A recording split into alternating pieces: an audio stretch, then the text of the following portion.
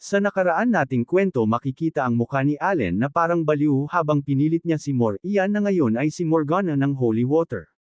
At sa ginawa ni Allen natakot naman si Aganya at napaisip kung paano nalaman ng ating bida ang kanyang pagbabalat kayo dahil ito ay perpekto na. At inaalala ni Morgana na walang kahit isa ang nagduda sa kanya bilang si Ian kaya laking pagtataka niya na kung apno nalaman ng basurang prinsipe na ito ang kanyang sekreto. At dagdag pa niyang pagtatanong na kung anong klaseng kapangyarihan ang taglay ni Allen para magawa niya matalo ang oso. Habang malalim sa pag-iisip si Morgana tinuro naman siya ni Allen at sinabing inumin ba niya ang holy water na ito. Dagdag pa ni Allen na ang mismong prinsipe na ang nagbigay nito sa iyo pero hindi niya ito kinuha gamit ang dalawang kamay ngunit si Morgana naman ay may sasabihin sana pero hindi natuloy kaya nagtaka na si Allen dito. Ngunit seryosong sinabi ni Aganya na papatayin pa sana niya si Allen sa kasagsagan ng Wave of Death pero makikita sa kanyang muka ang unti-unti nitong pagbabago at may pula pang aura ang lumabas sa paligid. At agad nitong mabilis na tinapon ang holy water na hawak ni Allen kaya nabasag ito sa lupa. Kasunod nun lumabas ang mga kamay na buto at sinabi pa ni Morgana na si Allen na mismo ang gumawa ng sarili niyang kamatayan. Nagsilabasa na ang mga undead summon nito na mga kalansay at pasigaw niyang sinabi na bubuhayin pa sana niya si Allen ng matagal. Ngunit tumawa malakas si Morgana at sinabing dito na mamamatay sa lugar na ito si Allen. Pero hinampas lamang ni Allen ang undead ni Aganya gamit ang kanyang pala. Habang patuloy sa paghampas sinabi niya sa mga ito na paano sila kumilos ng sobrang arrogant sa kanyang harapan kaya bumalik na sila sa ilalim ng lupa hanggat manate pa siya sa kanila at sa ginawa ni Allen labis naman na nagulat si Morgana.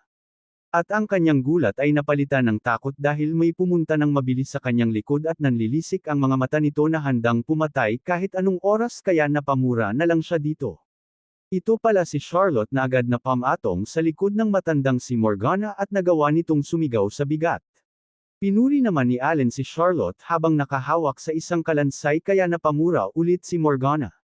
At habang nakadapa minura niya si Allen dahil paano nitong magawang pagleron lang ang kanyang mga summon at tinanong din niya ito kung nasa pala ba na yan ang kapangyarihan ng prinsipe kaya agad naman na sumagot si Allen na nandito sa pala na ito ang kanyang kapangyarihan dahil mas madalas nang gamitin ang pala sa panahon na ito. Kaya hindi naman naniwala si Morgana na normal na palalang hawak ni Allen kaya napasigaw na lang ito na kung ito ba ay isang holy relic pero normal lang siyang tinanong ni Allen kung seryoso ba siyang nag-alala pa tungkol sa bagay na ito. Kaysa mag-alala siya sa sarili niyang buhay sabay makikita na tinutukan na siya ng matulis na kutsilyo ni Charlotte sa leeg at napagtanto ni Morgana ang mga pangyayari kaya labis siyang natakot. Lipat sa tagpo ba pinaamin ulit si Morgana na isang 63 na taong gulang isang necromancer. At sa ginawa niyang iyon nagulat at may kunti takot naman ang namus sa mga kasamahan ni Allen at napatanong na lang sila kung hindi pa ba nito aamin ang lahat kaya nap-icon naman si Morgana sa kanila. Sabay desperadong sinabi na sasabihin niya lahat kay Allen ang taong gusto siyang ipapatay kaya nagtaka awa itong wag siyang patayin pero tinanong lang siya ni Allen na sinabi ba nito na may nag-uutos sa kanya para gawin ito. Samang-ayon naman si Morgana at sinabi pa nitong inutusan din siya para akitin si Allen at pekin ang pagkamatay nito sa pamamagitan ng pagpapakamatay at sa narinig ni Allen nagulat siya dahil ang dating may-ari ng katawan na ito ay hindi palakusang nagpakamatay kundi puwersa lamang ito.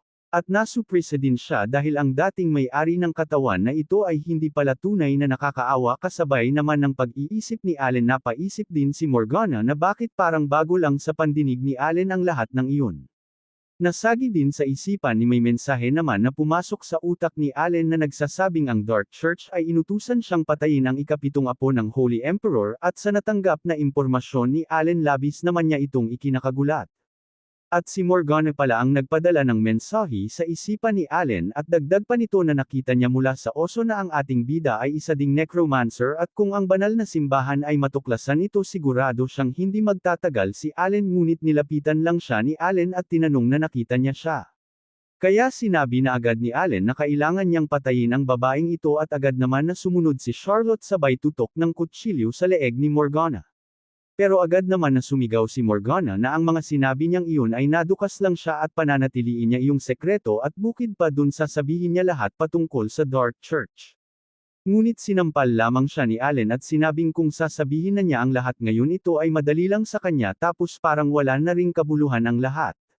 Tumilapon naman si Morgana at nanginginig sa sakit sa ginawang sampal ni Allen at sinabing ang mga tao na sanayon ang magdedesisyon para sa kanyang kapalaran. Dagdag pa ni Allen na maraming tao ang nawalan ng pamilya dahil sa pinaggagawa nito sabay makikita ng mga nanlilisik na mga mata ng mga kasamahan ni Allen. Nagsalita na ang kasamahan ni Allen na kailangan na nitong pagbayaran ang mga kasalanan ni Morgana at napapasabi na lang si Morgana na sandali lang. Habang pinagtungan nila itong binugbog tinanong naman ni Allen ang lalaking katabi niya na paano nila pahirapan si Morgana at agad naman na sumagot ang lalaki na matatanggap niya ang kaparusahan gaya ng kasalanan na kanyang ginawa. At sa seryoso nitong mukha sinabi din niya na bibigyan niya si Morgana ng masakit na kamatayan at itatapon sa gitna ng kakahoyan. Kasunod nun kakainin ang patay niyang ng mga hayop sa kagubatan at ang natira sa kanya ay magiging zombie siya kaya tinanong ng lalaki kung bagay ba ang kaparusahan na iyon sa isang necromancer na ginawang insultuhan ang mga patay. Sumang-ayon naman si Allen dito at napaisip na inaasahan na niya ito sa isang middle-aged na tao at kung gaano ito kabrutal. Habang si Allen ay nag-iisip bigla namang, napasok sa kanyang utak ang patungkol sa Dark Church at makikita ang kagubatan na walang kabuhay-buhay. Sa susunod na tagpo makikita ang madaming lumang libro na nagpatong-patong. Si Allen pala ang nagdala nito at napasabi pa siya sa sarili na hindi niya nalaman ang lahat ngunit matagumpay naman niyang nakuha ang libro sa necromancer na iyon sa pamamagitan ng kanyang inventory. Iniisip din ni Allen na bilang isang necromancer mas mabuting magawa niyang makipag-usap sa mga espiritu ngunit sa tingin niya hindi niya makukuha ang kasanayan na iyon dito. Habang binasa niya ang libro napahinto naman siya sa isang page nito. Sabi ni Allen na ngayon na naisip niya ang patungkol doon may narinig siya mula sa matandang babae na iyon tungkol sa wave of death o kung saan man pero naging malinaw na sa isip ni Allen ang mga sinabi nito na magagawa din naman niyang mapatay si Allen kapag mangyari na ang wave of death. Kaya tinuloy ni Allen ang kanyang pagbabasa patungkol sa wave of death ulit at pati na rin ang assassination. Habang binasa niya ito nasagi naman sa isipan niya kung ang kanyang mga kapatid ba ang pasimuno ng lahat ng ito. At sa kanyang kalagayan ngayon bilang isang prinsipe sila ay subukang mapatay siya dahil sa labanan ng magiging tagapagmana ng trono. Natapos na siya sa kanyang pagbabasa at napasabing nahihirapan sa kapangyarihan ha.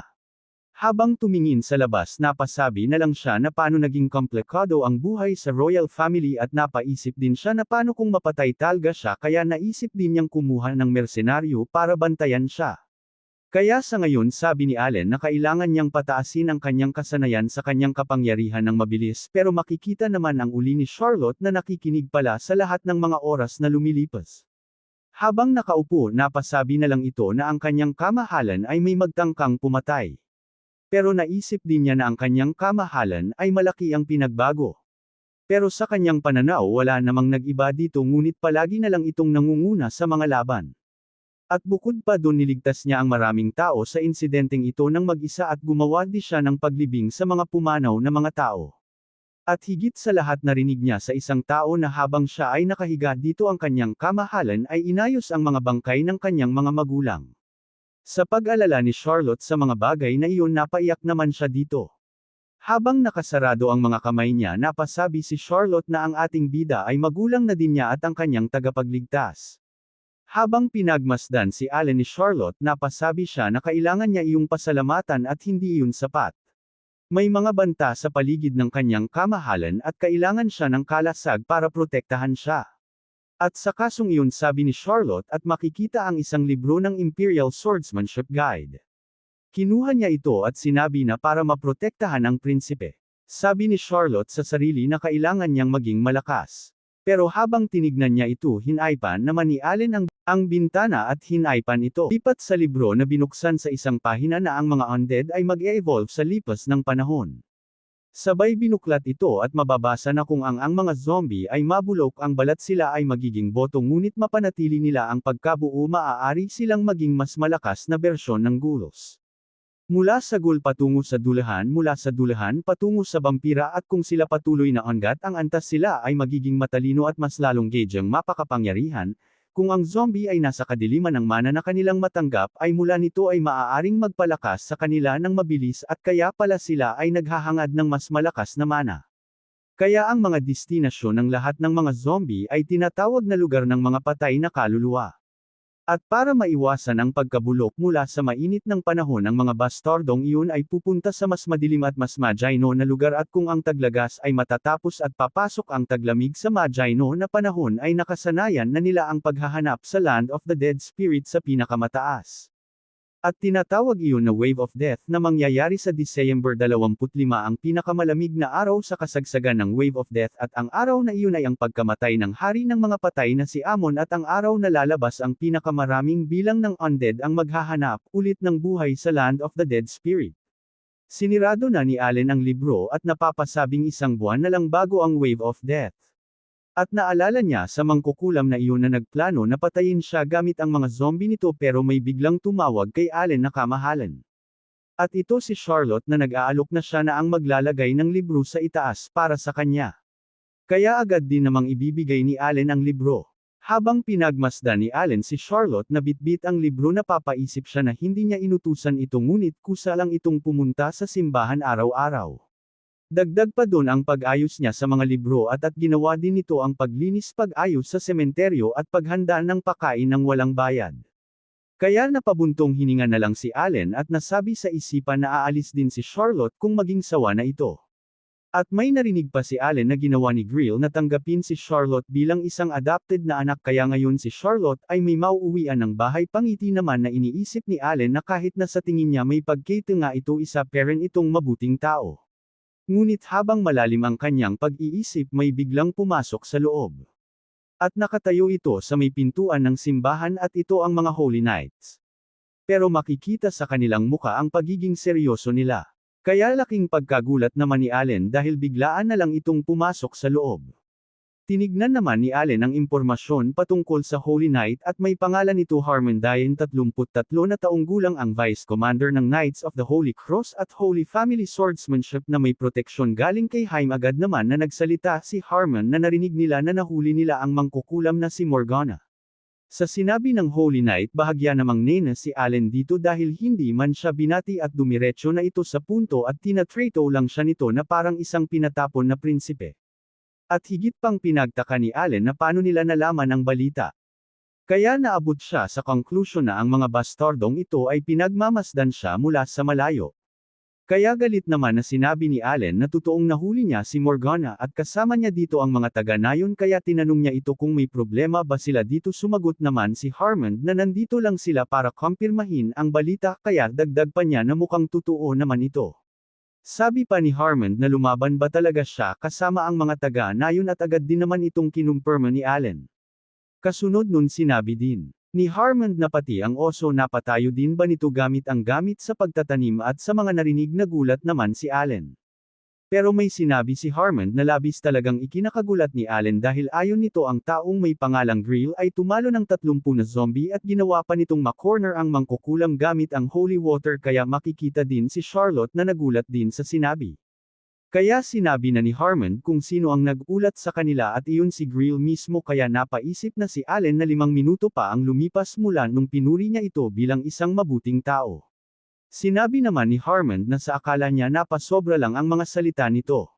Habang tinignan niya ang bintana nasabi din niya na pagkatapos nilang makita ang mga bakas ng laban masasabi talaga niyang ito ay totoo pero sa isip ni Allen hindi siya sumang-ayon dito dahil kung sila ay isang Holy Knight hindi sila dapat magpalinlang sa mga gaya nito. May tinanong naman si Harmon kay Allen na alam ba niya na si Morgana ay galing sa Dark Church agad naman ito sinagot ni Allen at sinabing narinig niya ito mula sa kanya. Dagdag pang sabi ni Allen na nasabi din ni Morgana ang ibang sekreto nila ngunit ito pala ay isang pangpublikong katotohanan sinang-ayunan naman ito ni Harmon at sinabing sila ay isang tanyag na organisasyon. At sa kasalukuyan si Morgana ay nagawang makawasak ng 5 mga nayon ng mag-isa. Sa mga narinig nagulat naman si Allen at sinabing nagloko lang siya sa mga oras na ito nang hindi nalalaman ang patungkol dito. Ngunit tinanong lamang siya ni Harmon kung napatay ba nito ng maayos ang mangkukulam kaya patanong din na sinabi ni Allen hindi ba daw nito alam na binogbog nila ito hanggang mamatay at ang katawan nito ay tinapon sa malayo. Dagdag pang tanong ni Harmon ginawa lang ba nito mag-isa at sumagot naman si Allen na paano mangyayari siya lang ang gagawan at tinanong niya pabalik na nakita ba niya kung ilang lakas lang ang kanyang kakayanin. Pero naisip din niya na syempre kaya niyang pasukin iyon ngunit hindi mabuting ipakita niya ang kanyang kapangyarihan at totoo na ang mga taga-nayon ay tumulong sa kanya kaya sisang-ayonan niya na lang ang mga sinasabi ni Grill. Habang nakikinig ang mga Holy Knights nauutol naman na sinabi ni Allen na nandoon siya sa pangyayari. At labis siyang natakot na muntik nang makaihi siya sa kanyang pantalon at sinalo naman agad ni Charlotte habang may pagtataka si Allen dahil bigla na lang itong nagdrama. Kaya sinabi naman ni Harmond na hindi ba alam ni Allen ang patungkol sa mga libro ng mangkukulam. Nagtaka naman si Allen patungkol sa libro ngunit makikita sa kanyang muka ang hindi nito pag-amin kaya sinabi din ni Harmond na ibabalik nila ang libro sa Dark Magic. Ngunit sa di malamang dahilan nawala ang lahat ng libro ng mangkukulam sa lalagyan nito habang nakikinig lumingon lamang si Allen sa kanyang gilid at ang totoo ay siya talaga ang nagkuha ng mga libro. Agad din naman itong ngumiti ng pilit at walang hiya nitong sinabi na baka sinunog iyon ng mga taga-nayon ang nakakatakot na librong iyon kaya tanengin nila ito ulit at sa mga sinabi yumoko naman si Harmond at tatanungin nila ulit iyon at nagpasalamat kay Allen. Ngunit may biglang inabot si Harmond kay Allen na isang sopot ipinagtaka naman ni Allen. At makikita ang lamang nitong ginto at sinabi ni Harmond na ang patong sa uli ni Morgana ay 80 na ginto at iyon labis na ikinagulat ni Allen. Sabi pa ni Harmond na may halaga ba ang patong sa ulo ng mangkukulam na iyon at sumagot naman si Allen na ginawa lang niya ang kanyang magagawa habang napapakamot ito sa kamay. Sa pagbigay ng ginto sinabi ni Harmond na dapat itong ihahati ni Allen sa mga taga-nayon at sumagot naman ito ng syempre ngunit ngumiti ito ng sakam at napaisip na mula sa libro hanggang sa ginto at sobrang swerte niya dito. Agad na itong tumalikod at hinalikan pa nito ang pera kaya napabuntong hininga na lang si Harmond sa nakita. Habang tinignan ni Allen ang laman ng sapot sinabi naman ni Harmond na nagawa na naman niya ang kanyang gawain dito humingi siya ng pansin sa prinsipe. At sinabi na maaari bang magsimula na itong mag-impake at sa mga narinig nagulat naman si Allen at napalingon kay Harmond. Kaya tinanong niya ito kung bakit dahil pinatapon na siya dito at ipapatapon ba siya ulit sumagot naman si Harmond na malapit na ang Wave of Death kaya tutulungan niya itong lumikas mula dito. Pero nagtanong naman ni Allen na pinapahalagahan nila Perrin ba siya dahil sa isa siyang prinsipe. Sabi pa ni Allen na kung lilikas sila ngayon ibabalik ba siya sa Imperial Palace o sa mainit na timog pero agad naman na sumagot si Harmond na hindi. At sinabi na sasama ito sa kanila patungo sa Lonia Estate kaya sa mga narinig nagtaka naman si Allen. Sinabi naman ni Allen na aabutan ng kalahating araw para makaabot doon at nandito pa sila sa Land of the Dead at tinanong niya si Harmond na may punto ba ang paglikas nila doon at sumagot naman ang Holy Knight na meron. Sabi nito na ang Lonia Estate ay isang fortress na ginawa upang mapigilan ang Wave of Death. Sa pamamagitan ng paglaban nila sa mga zombie tinipon nila ang mga sundalo at mga bilanggo. Sumagot naman si Allen na ang ibig sabihin ba nito at sinabi ni Harmond na marami ang masasawi dito. Kaya nakiusap ito ni Allen na ito na ang gumawa ng libing sa Lonia Estate sa mga narinig kinilabotan naman si Allen at Charlotte. At dito na muna magtatapos ang ating kwento mga idolo maraming salamat sa panunood at huwag kalimutang mag-like at subscribe para sa kasunod pang mga video.